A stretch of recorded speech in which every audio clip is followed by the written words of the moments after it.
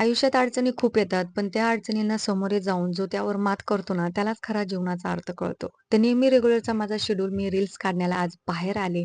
सुंदर असे लोकेशनला मस्त असे रील्स काढले. वातावरण पाहू शकता किती सुंदर आहे आणि शेवटचा एक रील यांनी माझा काढला नाही म्हणून असं वाकडं तोंड करून मी तिथून बाहेर आलो.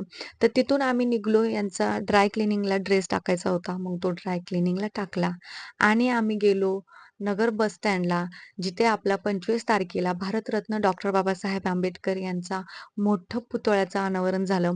तर त्या दिवशी लाखो लोकांची गर्दी असल्यामुळे मला दर्शन घेता आलं नाही. तर आज पुन्हा पहिले जाऊन मी तिथं दर्शन घेतलं आणि मनाला इतकं छान वाटलं फॅमिली.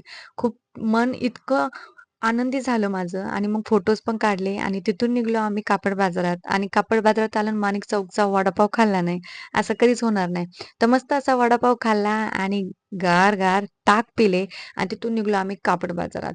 तर गेल्यानंतर थोडीशी मी शॉपिंग केली आणि हे ट्रेंडिंग क्लच मी सुद्धा घेतला कारण की मला खूप दिवसापासून घ्यायचा होता आणि त्यानंतर मी माझ्या लेकीला एक डॉल घेतली, तिचा बर्थडे होता म्हणून. डॉल घेतल्यानंतर मी पेमेंट केलं आणि गिफ्ट रॅप करायला दिलं आणि तिथून निघालो आम्ही घरी.